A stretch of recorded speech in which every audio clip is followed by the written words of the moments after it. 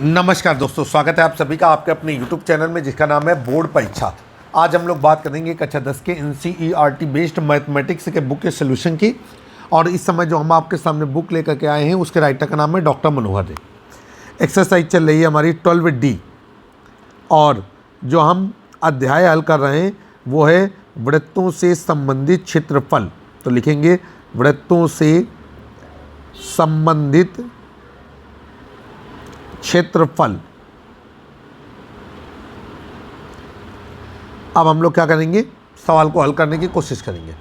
देखिए, ये exercise 12D पे जो भी सवाल आए हुए हैं सब ऑब्जेक्टिव टाइप क्वेश्चन है, लेकिन आपको ध्यान रखना है कि गणित और विज्ञान में अगर कोई न्यूमेरिकल प्रश्न है, आंकिक प्रश्न है, तो वो कितना भी ऑब्जेक्टिव हो उसका जो हल है वो करने से ही प्राप्त होगा। आइए, क्वेश्चन नंबर 1 आपकी स्क्रीन पर कहा जा रहा है कि वृत्ताकार मार्ग के बाहरी और भीतरी व्यास 8 मीटर है। ठीक है, कह रहे हैं बाहरी व्यास 8 मीटर है और भीतरी व्यास जो है वो वृत्ताकार मार्ग के बाहरी और भीतरी व्यास 8 मीटर और 6 मीटर है।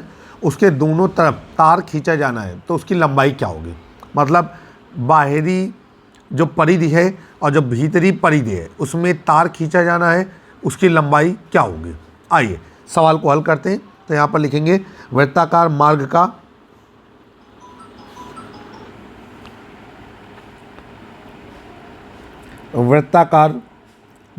का बाहरी व्यास बराबर, ये दिया गया है हमें 8 मीटर और वृत्ताकार मार्ग का भीतरी व्यास ये हमें दिया गया है 6 मीटर। कहा जा रहा है कि वृत्ताकार मार्ग के दोनों तरफ खींचे गए तार की लंबाई क्या होगी। तो यहाँ पर लिखें वृत्ताकार मार्ग के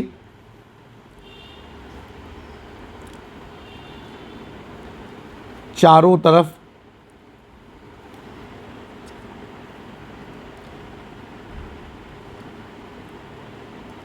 खींचे गए तार की लंबाई बराबर क्वेश्चन मार्क।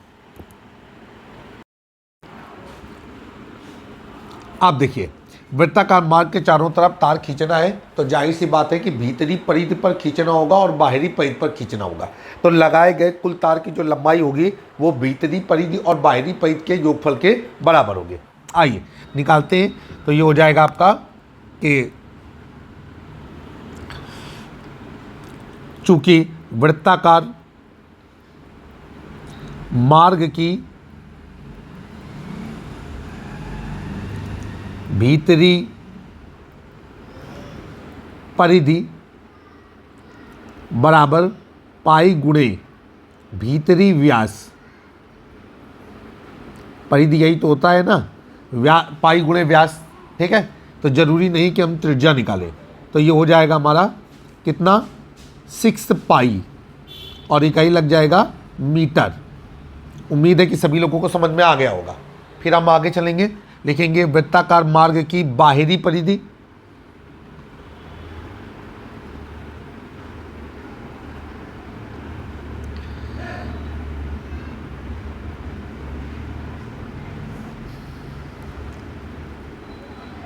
बराबर, अब ये हो जाएगा आपका पाई गुणे बाहरी व्यास।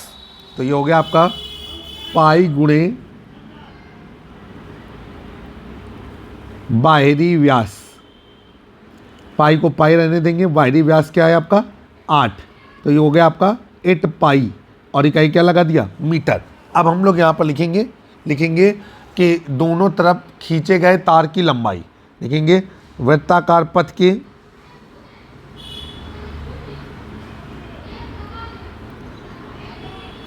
दोनों तरफ खींचे गए तार की लंबाई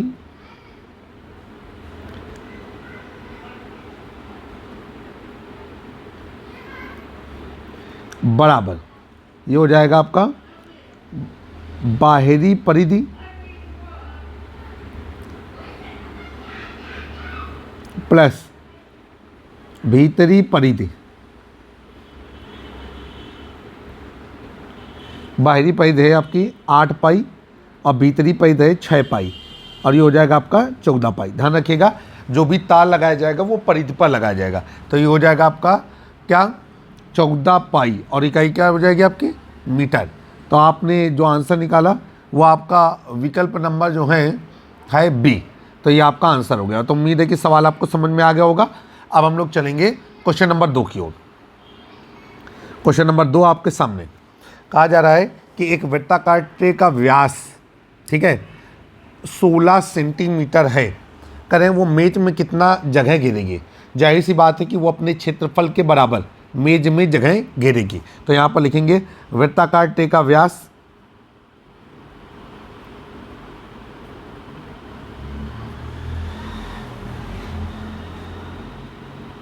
बराबर 16 सेंटीमीटर। यहाँ पर लिखेंगे ट्रे द्वारा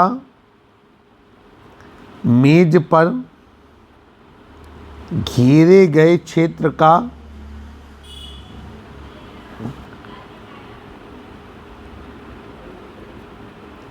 क्षेत्रफल बराबर क्वेश्चन मार्क। चलिए भाई, हमको पता है कि हम लोग क्या करेंगे, तो यहाँ पर लिखाएंगे चूंकि वृत्ताकार ट्रे की त्रिज्या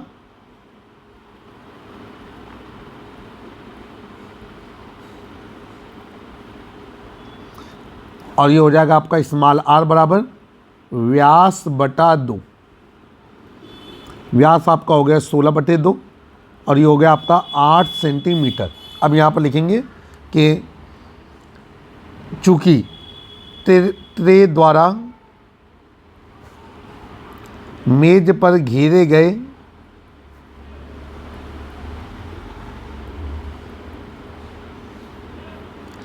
क्षेत्र का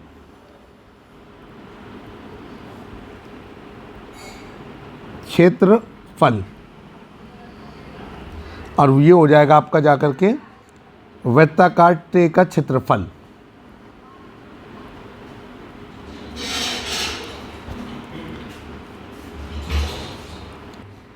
वृत्ताकार ट्रे का क्षेत्रफल। आइए भाई, वृत्ताकार ट्रे का क्षेत्रफल क्या हो जाएगा, ये हो जाएगा आपका पाई आर स्क्वायर।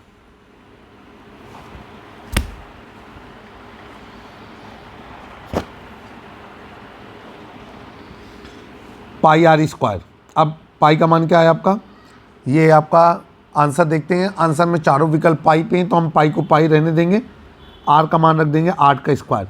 ये हो गया आपका 64 पाई वर्ग सेंटीमीटर। तो आपका आंसर मिल गया। और आप जब एग्ज़ाम में इसे हल करेंगे, क्वेश्चन नंबर डालेंगे, प्रश्न को लिखना चाहें तो लिखेंगे, अदरवाइज सीधे सही उत्तर लिख देंगे। तो आप ध्यान रखिएगा कि क्वेश्चन नंबर 2 का सही उत्तर क्या है आपका। देखिए कुछ गड़बड़ी हो रही है अभी हमारी तरफ से। व्यास 16 सेंटीमीटर है और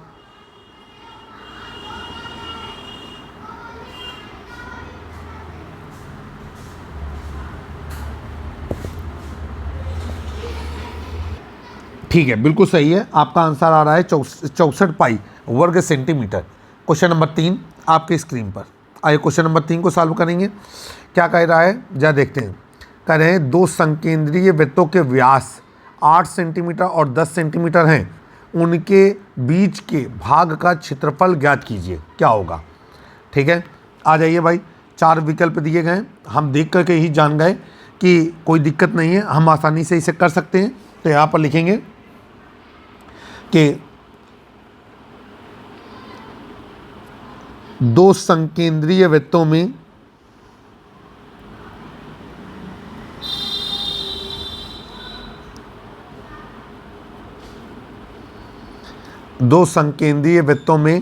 बड़े वृत्त का व्यास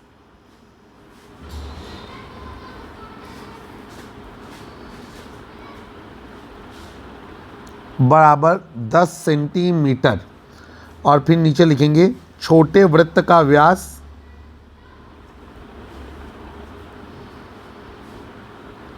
बराबर 8 सेंटीमीटर, इतना हो गया।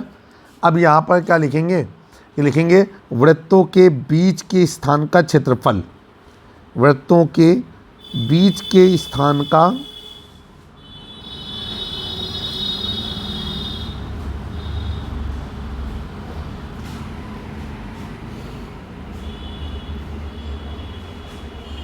क्षेत्रफल बराबर क्वेश्चन मार्क। एक चित्र के माध्यम से अगर समझना चाहें तो समझ लें, एक हमारा ये वृत्त है और एक हमारा ये वृत्त है। चित्र की आकृति पे मत जाइए, कला नहीं अच्छी है। अब इनके बीच का जो क्षेत्र है, ठीक है, हमारी जो डिस्टेंस बढ़ गई है, लेकिन जो चित्र किताब में बना हुआ है उसमें दोनों वृत्तों के बीच की जो डिस्टेंस है वो एकदम फिक्स है। कह रहे हैं ये जो रेड कलर से क्षेत्र दिख रहा है उसका क्षेत्रफल क्या होगा। तो यहाँ पर लिखेंगे, हम लोग लिखेंगे ये जो बीच का स्थान पड़ रहा है इसको हम वलय भी कहेंगे, ठीक है। तो यहाँ पर लिखेंगे सबसे पहले कि बड़े वृत्त की त्रिज्या, चूँकि बड़े वृत्त की त्रिज्या और बड़े वृत्त की त्रिज्या क्या हो जाएगी आपका कैपिटल आर बराबर, ये हो जाएगा आपका व्यास बटा 2। बड़े वृत्त का व्यास कितना है 10/2 बराबर 5 सेंटीमीटर, ठीक है। अब छोटे वृत्त की त्रिज्या,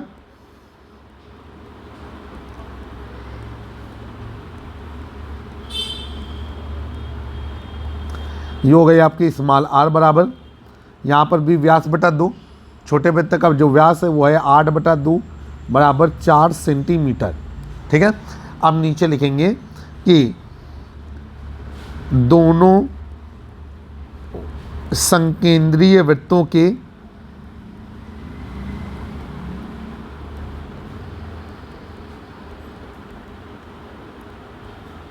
मध्य स्थान का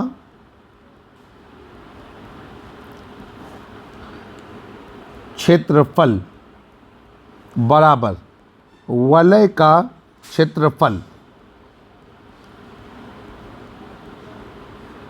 और वलय का क्षेत्रफल हो जाएगा pi capital R square minus small R square. मान रखते हैं, पाई को पाई रहने देते हैं, कैपिटल आर का मान रखा तो वो हो जाएगा आपका 5 का स्क्वायर माइनस 4 का स्क्वायर, और ये हो गया वर्ग सेंटीमीटर। यही हमारा उत्तर है। लेकिन अगर और सरल करना चाहें, विकल्प में यही उत्तर दिख रहा है, और सरल करना चाहें तो हम लोग इसको लिख सकते हैं पाई 25 माइनस 16, और ये हो गया आपका 9 पाई वर्ग सेंटीमीटर। और अगर करना चाहें तो पाई का मान 3.14 रख करके फाइनल उत्तर भी निकाल सकते हैं। तो उम्मीद है कि ये सवाल आपको समझ में आ गया होगा। क्वेश्चन नंबर 4 आपके सामने आपकी स्क्रीन पर। क्वेश्चन नंबर 4 में क्या कर रहा है, पार्श्व चित्र में कह रहे हैं जो आकार दिख रहा है OAB, कह रहे हैं कि इसे क्या कहेंगे। आ जाइए भाई, एक हम चित्र बनाते हैं। तो चित्र कुछ इस तरीके से बना हुआ है। यहाँ पर हमने चित्र बना दिया, यह हमारा केंद्र है, इस केंद्र का नाम रख दिया O, और ये कुछ इस तरीके से बना हुआ है, इनको आपस में मिला दिया गया है और इसको डार्क शेडेड कर दिया गया है, ठीक है। यहाँ पर है O, ये है A और ये है B। अब नीचे लिखते हैं आपको कि चित्र में OAB क्या है। तो आपको मालूम है कि OAB ये किसके किसके बीच में बना हुआ है, ये बना है आपका OAB। अगर हम देखते हैं तो हम इसे त्रिभुज बोल सकते हैं, हम इसे त्रिज्यखंड बोल सकते हैं। हम अब चूँकि नीचे डिज़ाइनिंग एरिया दिया गया है, मतलब हमको वो चीज़ शामिल करनी है, ठीक है। तो यहाँ पर लिखेंगे कि आपका आंसर आया त्रिज्यखंड, क्योंकि वहाँ पर डॉटेड कर रखा गया है। इसका मतलब ये है कि हमें उसे शामिल करने के लिए संस्तुति प्रदान की गई है। क्वेश्चन नंबर 5 आपके सामने आपकी स्क्रीन पर कह रहे हैं। क्वेश्चन नंबर 5 में एक वृत्त का क्षेत्रफल 154 वर्ग सेंटीमीटर है, उसकी त्रिज्या क्या होगी। तो यहाँ पर लिखेंगे हम कि वृत्त का क्षेत्रफल